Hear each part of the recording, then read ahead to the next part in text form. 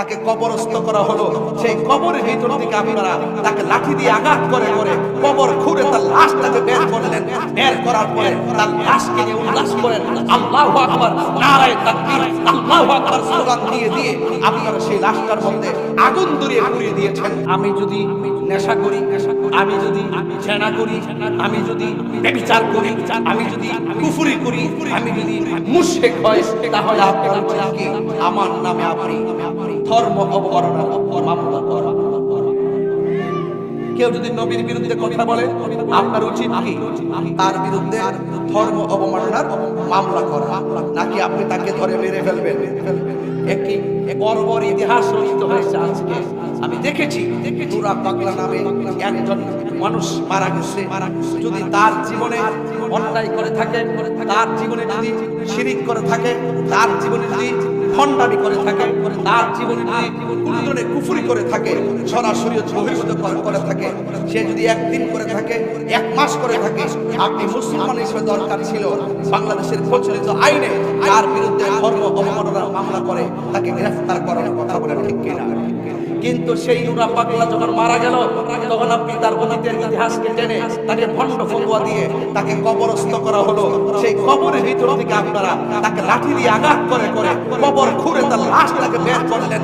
বের করার পরে তার লাশকে নিয়ে উল্লাস করেন, আল্লাহু আকবার, নারায়ে তাকবীর, আল্লাহু আকবার স্লোগান দিয়ে দিয়ে আপনারা সেই লাশটার মধ্যে আগুন ধরিয়ে পুড়িয়ে দিয়েছেন।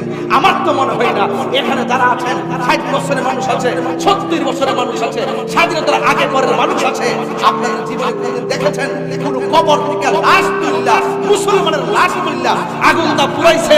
এমন ইতিহাস কি বাংলাদেশে হয়েছে? আমরা কি বাংলাদেশ দেখছি? আমরা কি দেখছি?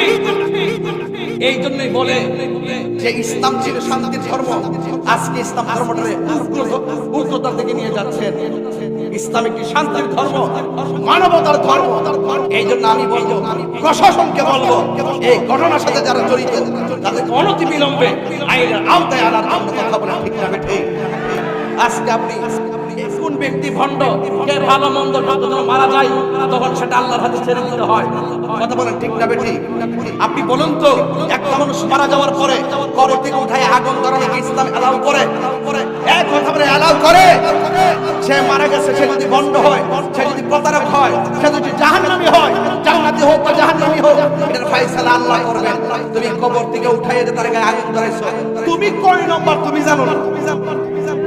কথা বলেন, ঠিক না বেটি? বেশি আল্লাহ আল্লাহ বেশি বেশি আল্লাহু আকবার স্লোগান দিলে কি মুমিন হওয়া যায়? মুমিন হইতে গেলে নবীর মহব্বত লাগে, কথা বলেন, ঠিক না বেটি? এই জন্যই আপনাদেরকে অনেক সময় ধর্ম ব্যবসায়ী বলে, এই জন্য আপনাদেরকে উগ্রবাদী বলে, এই জন্য আপনাদেরকে জঙ্গিবাদী বলে, এই জন্য আপনাদের প্রতি মানুষের আস্থা বিশ্বাস দিনে দিনে উঠে যাচ্ছে, সত্যিকার ইসলামটা কলঙ্কিত হচ্ছে, কথা বলেন, ঠিক না বেটি? যারা এই ঘটনার সাথে জড়িত অনতি বিলম্বে তাদেরকে আইনের আওতায় আনতে হবে, কথা বলেন, ঠিক না বেটি? আমরা দেখেছি বিগত 24 সালের 5 বছরের পরে আমাদের 90টা মাজারের মধ্যে আগুন ধরিয়ে দেওয়া হয়েছে। সেই দিন থেকে ওই দিন থেকে যদি সরকার তাকে লাগাম টেনে ধরতো, আজকে কবরের ভিতর থেকে লাশ টেনে আগুন ধরাই দিত, কথা বলেন, ঠিক কিনা বলেন? আমাদের 95টা মাজারের মধ্যে আগুন লাগাই দেওয়া হয়েছে। এই দেশে ইসলামের এসেছেন আল্লাহর ওলিগণ, এই দেশে শান্তির বার্তা ঘরে ঘরে পৌঁছে দিয়েছেন আল্লাহর ওলিগণ। সেই আল্লাহর ওলির মাজার যখন আগুন লাগাই দিয়েছেন, বুঝতে হবে আপনারা ইবনে আব্দুল ওয়াহাব মসজিদ এজেন্ডা এই দেশে বাস্তবায়ন করতে চান, কথা বলেন। আহলে সুন্নাত ওয়াল জামাত এগুলো বরদাস্ত করবে না। শান্তিতে কথা বলি, ভদ্রভাবে কথা বলি, খানকাই বসে আমরা মুরাকাবা মুশাহাদা করি, আমাদেরকে রাজপথে আনতে বাধ্য করবেন না, বলে দিলাম, ঠিক কিনা বলেন?